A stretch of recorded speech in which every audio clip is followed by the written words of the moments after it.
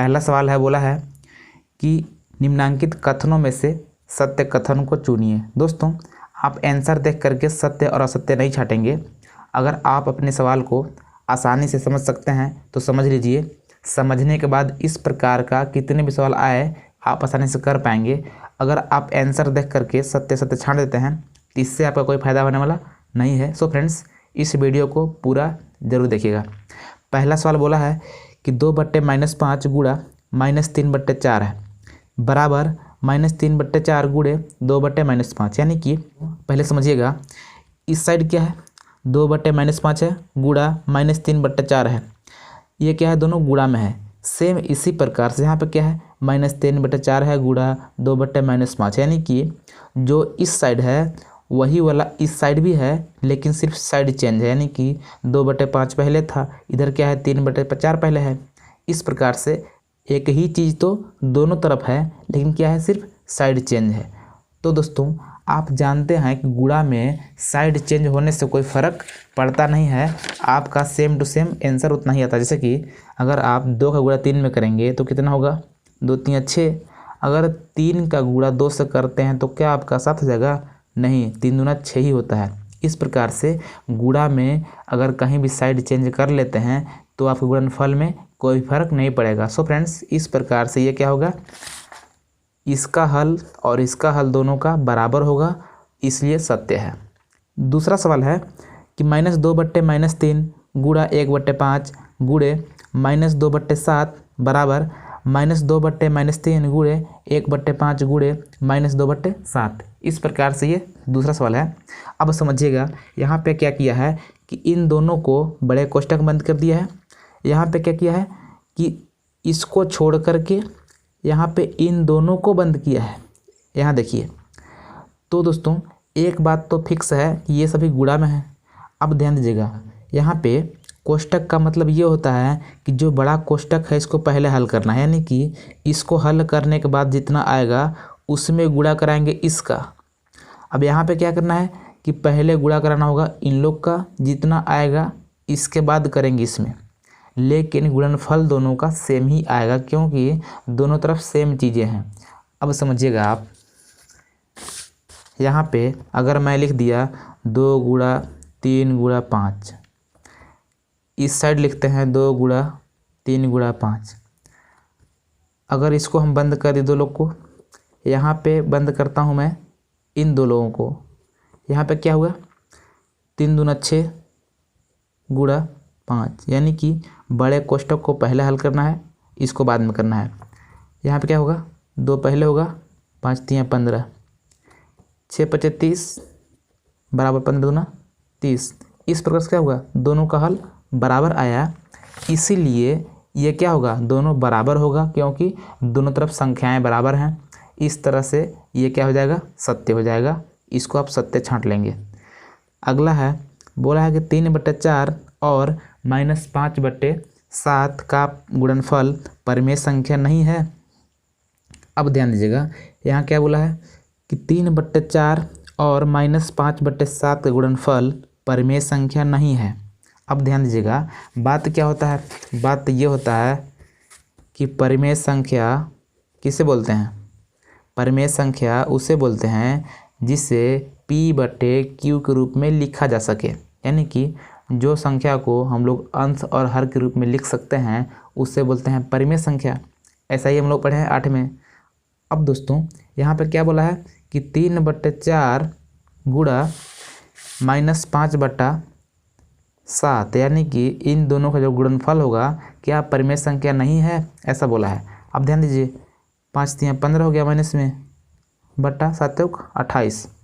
अब बताइए ये संख्या परिमेय संख्या है कि नहीं है, तो परिमेय संख्या है, क्योंकि ये संख्या P/Q के रूप में है, यानी कि अंश और हर के रूप में है। तो ये परिमेय संख्या तो है, लेकिन यहाँ क्या बोला है कि नहीं है, यानी कि ये गलत बोल रहा है। इस प्रकार से आप इसे असत्य छाटेंगे। सवाल नंबर 4 है, बड़े कोष्टक में 7/-8 प्लस -5/6 बड़ा कोष्टक बंद है गुणा 3/4 बराबर 7/8 माइनस में गुणे 3/4 प्लस -5/6 गुणे 3/4। अब समझिएगा, यहाँ क्या किया है कि दो लोग को बड़े कोष्टक बंद कर दिया है, गुणा 3/4 बाहर लिखा है। यहाँ पे क्या है कि 7/-8 गुणे 3/4 प्लस -5/6 गुणे 3/4, यानी कि यहाँ पे इन दोनों में 3/4 है। अब ध्यान दीजिएगा, अगर इन दोनों में से अगर 3/4 का कॉमन लेते हैं तो सेम इसके तरह ही हो जाएगा। कैसे? आप इसे ऐसे भी समझ सकते हैं कि 3 गुणा 5 है प्लस 2 गुणा 5 है। अगर यहाँ पे दोनों में 5 है तो क्या कर सकते हैं हम लोग, 5 का कॉमन ले सकते हैं, यानी कि 3 + 2 बाहर 5 गुणा में लिख सकते हैं, क्योंकि ये कोष्टक के बाहर है। तो कहने का मतलब ये हो गया कि ये 5 दोनों में गुणा करेगा, यानी कि एक बार करेगा 3 से, एक बार करेगा 2 से। सेम इसी प्रकार से यहाँ भी है। अगर इसका हम लोग कॉमन ले लें 3/4 का तो क्या होगा, इसी प्रकार से सेम टू सेम बड़े कोष्टक में ये दोनों बंद हो जाएंगे, ये वाले, यानी कि 7/-8 और -5/6 और गुणा में 3/4 बाहर हो जाएगा, जो कि सेम इसके तरह हो जाएगा। या तो ये अगर कोष्टक के बाहर है, इसका गुणा अगर दोनों में कराएंगे, यानी कि एक बार इसमें और एक बार इसमें, तो सेम इसके जैसा बन जाएगा। इस प्रकार से भी दोनों बराबर हो जाएंगे। सो फ्रेंड्स, ये हो गया सत्य। सवाल नंबर दूसरा है यहाँ पे कि निम्नांकित कथनों को गुणा की क्रिया करके सत्यापित कीजिए। अब ध्यान दीजिएगा, यहाँ पे क्या बोला है कि निम्नांकित कथनों को गुणा की क्रिया करके सत्यापित कीजिए। अब सत्यापित करने का मतलब ये होता है कि इन दोनों को हल करके दिखाना है कि ये दोनों बराबर हैं कि नहीं हैं, यानी कि बराबर के इस साइड वाले को और बराबर के इस साइड वाले को हल करके ये दिखाना है कि दोनों बराबर है कि नहीं है। सो फ्रेंड्स, इसको हम लोग हल करते हैं। जैसे कि सवाल कितना है, 2/7 है गुणा -11/8 है बराबर -11/8 है गुणा 2/7 है। पहले क्या करते हैं, 2 से काट लेते हैं, यानी कि 2 एकम 2, 2 चौका 8। कितना बच गया, ऊपर बच गया 1 और 11, यानी कि 11 एकम 11 हो गया, माइनस में बटा क्या हो जाएगा, 7 चौक 28। इधर कितना हो गया, माइनस में 11/28 बराबर, इस साइड भी सेम काम करेंगे, 2 से काटेंगे, 2 चौका 8, 11 एकम 11 माइनस में बटा 7 चौक 28। इस प्रकार से दोनों बराबर हो गया। यही हम लोग का सत्यापित हो गया। सो फ्रेंड्स, इसी प्रकार से आपको सबको करना है। यहाँ पे दूसरा सवाल है, इसको भी सेम टू सेम करना है। अब यहाँ पे तीसरा सवाल है।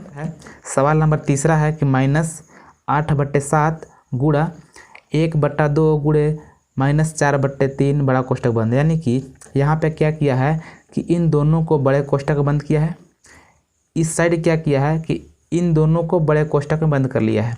अब दोस्तों, बात तो यही है कि दोनों तीनों सब क्या है, गुणा में है। अब गुणा में हो तो समझिए कि सबका आंसर एक ही आने वाला है, यानी कि कोष्टक कहीं भी लगाए, अगर चीज़ें सेम है और सभी गुणा में है तो उसका आंसर एक ही आने वाला है। इस प्रकार से आप कर सकते हैं। बस फ़र्क इतना होता है कि जो कोष्टक में होता है उसको पहले हल करना होता है, यानी कि इसको पहले हल करेंगे और यहाँ पे इसको पहले हल करेंगे। जितना आएगा उसमें गुणा कराएंगे इसका, इसका जितना आएगा उसमें गुणा कराएंगे इसका। इसी प्रकार से दोनों का आंसर सेम आएगा। इस प्रकार से क्या है, ये सत्यापित हो जाएगा। सो फ्रेंड्स, अब सवाल नंबर तीसरा है कि निम्नांकित में रिक्त स्थानों की पूर्ति अपनी अभ्यास पुस्तिका में कीजिए और प्रत्येक कथन के आगे संबंधित प्रगुण के नाम भी लिखिए। अब दोस्त ध्यान दीजिएगा, पहले प्रगुण के आपको नाम समझना है कि प्रगुण किसे कहते हैं और क्या होता है। ध्यान दीजिएगा, यहाँ पे क्या है, 2/11 है गुणा -3/7 है बराबर -3/7 है गुणा खाली स्थान, यानी कि बात एक सेम है। यहाँ बोला है कि दोनों बराबर हैं। जब दोनों बराबर हैं तो कहने का मतलब क्या हुआ कि जितना इस साइड है उतना ही अगर इस साइड भी रहेगा तभी तो बराबर होंगे। तो ये हमको क्लियर पता हो गया कि इधर था -3/7 तो इधर भी है 3/7। अब इधर है 2/11 तो इधर भी 2/11 होने वाला है। लेकिन इसमें बोला है कि प्रगुण के नाम लिखिए। तो दोस्तों, इसमें क्या हुआ, क्रम चेंज हुआ है। ध्यान दीजिएगा, यहाँ पे क्या है, 2/11 था -3/7 था, यानी कि पहले क्रम में कौन था, 2/11 था। यहाँ पे क्या है, यहाँ पे -3/7 पहले है, इसके बाद है 2/11, यानी कि इसमें क्रम चेंज हुआ है। अब दोस्तों, जिसमें क्रम चेंज होता है उसको बोलते हैं क्रम विनिमेय प्रगुण। क्या बोलते हैं? क्रम विनिमेय प्रगुण। इसी प्रकार से यहाँ पे सवाल नंबर दूसरा है। सवाल नंबर दूसरे में आपको देखना यह है कि जिस क्रम में सवाल लिखी गई है उसी क्रम में आपको देखना है कि क्या चीज़ घट रहा है, यानी कि बराबर के इस साइड देखेंगे, बराबर के इस साइड देखेंगे। यहाँ पहले क्रम में क्या है? पहले क्रम में है -11/3। अब आप यहाँ पे देख रहे हैं कि यहाँ पे -11/3 कहीं नहीं है, तो कहने का मतलब यही वाला भराने वाला है यहाँ पे -11/3। अब ध्यान दीजिएगा यहाँ बीच में क्या है 2/3। तो आप यहाँ पे देख रहे हैं कि 2/-2 तो है लेकिन 2/3 नहीं है, तो यहाँ पे 2/3 भराएगा। लेकिन यहाँ पे प्रगुण कौन सा होगा? प्रगुण कौन सा होगा बता रहे हैं आपको, ध्यान दीजिएगा। अगर आपका यहाँ पे कोष्टक को अगर चेंज किया गया होगा, यानी कि पहले यहाँ लगाता है बाद में यहाँ लगा लेता है, क्या किया है? कोष्टक को चेंज किया है, यानी कि यहाँ पे पहले वाले को छोड़ा है बाद में दोनों वाले को लिया है। यहाँ पे क्या किया है कि फर्स्ट और सेकेंड को लिया है, थर्ड वाले को छोड़ दिया है। इस प्रकार से अगर करता है तो इसको बोलते हैं गुणा का साहचर्य प्रगुण। क्या बोलते हैं? गुणा का साहचर्य, यानी कि क्या करा रहा है? गुणा करा रहा है। अगर सिर्फ कोष्टक चेंज करता है तो आपको समझना है कि गुणा का साहचर्य प्रगुण लागू हुआ है यहाँ पे। दोस्तों सवाल नंबर तीसरा है। इस प्रकार का सवाल अभी हम लोग सवाल नंबर पहले के चौथा में समझे थे, जैसे कि वहाँ पे गुणा वाला सिस्टम लगा था और प्लस वाला, सेम टू सेम वही सवाल है। यहाँ पे कितना है? -5/7 है, बड़ा कोष्टक बंद है, -4/7 है। अब आप ध्यान ये दीजिए कि कौन सा अंक ऐसा है, यानी कि कौन सा परिमेय संख्या ऐसा है जो कि इस साइड नहीं है और इस साइड है। तो आपको दिखाई देगा कि 2/5, तो आप यहाँ पे 2/5 भर लेंगे, पहला बात। अब ध्यान दीजिए, अब समझिए इस साइड क्या होगा? 2/5 होगा। क्योंकि 5/7 है, 5/7 है, 4/7 है, 4/7 है। यहाँ पे क्या है कि 2/5 को बाहर रखा होगा। जब बाहर रखा होगा दोनों में गुणा कराएगा, यानी कि इसमें गुणा कराया तो इसमें भी कराएगा। अब ध्यान दीजिएगा, जब प्लस वाला रहेगा और गुणा वाला रहेगा तो क्या होगा कि आपको बोलना है कि गुणा योग प्रगुण। क्या बोलेंगे? गुणा योग प्रगुण। इस पर योग मतलब क्या होता है? जोड़, यानी कि अगर इसमें गुणा भी रहेगा और जोड़ भी रहेगा और इस प्रकार का रहेगा कि एक बार गुणा कराएगा एक बार जोड़ेगा, तो आपको बोलना होगा गुणा योग प्रगुण। इस प्रकार से आप इसका आंसर लिखेंगे। आगे है दोस्तों सवाल नंबर चौथा, सरल कीजिए, यानी कि इसको आपको गुणा करना है, गुणा करने के बाद आंसर लिखना है।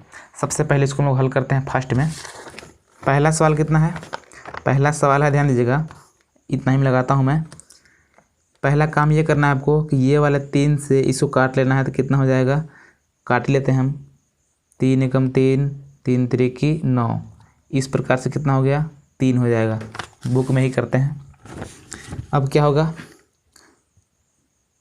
5 एकम 5, 5 दूना 10 और माइनस माइनस प्लस भी हो गया होगा। ये वाला ध्यान दीजिएगा माइनस होगा, क्योंकि ये वाले -3 से हम लोग इसको काटे हैं, तो क्या हो जाएगा? ये -3 हो जाएगा। ये माइनस और ये माइनस ख़त्म हो गया, सिर्फ 2 बच गया। अब ध्यान दीजिएगा यहाँ पे ये वाले 6 से इसको हम लोग काट सकते हैं, यानी कितना होगा? 6 एकम 6, 6 तियाँ 18 हो जाएगा माइनस में, क्योंकि ये माइनस है ये प्लस है, प्लस माइनस गुणा का होता है माइनस होता है, माइनस कर दिया हमने। अब क्या होगा? ये -3 ये -3 भी कट गया, कितना बच गया? कुल मिलाकर के बच गया यहाँ पे 2 बचा है, यहाँ पे कितना बचा है? -1, यानी कि 2 का गुणा जब -1 मतलब कितना हो जाएगा? -2 हो जाएगा। इस प्रकार से कितना आंसर हो गया? -2। सेम इसी प्रकार से आपको ये वाला करना है। क्या करेंगे? पहले ये वाले 4 से काट सकते हैं 20 को, तो कितना हो जाएगा? 4 × 5 = 20। ये वाले 3 से काट सकते हैं 9 को। सेम इसी प्रकार से काट पीट करके आप आंसर लिख लेंगे। उम्मीद है कि आप कर पाएंगे। सो फ्रेंड्स मैं छोड़ देता हूँ इतना ही तक। दोस्तों उम्मीद करता हूँ कि आपको ये सवाल बहुत ही आसानी से समझ में आ गया है। दोस्तों अगर ये वीडियो आपको पसंद आई है तो इस वीडियो को प्लीज़ लाइक करके साथ ही सब्सक्राइब कर लीजिएगा और बेल आइकन ही प्रेस कर लीजिएगा, ताकि इसी प्रकार का वीडियो आपको आगे भी मिलते रहे। सो फ्रेंड्स मिलते हैं किसी और वीडियो में, तब तक के लिए नमस्कार, जय हिंद।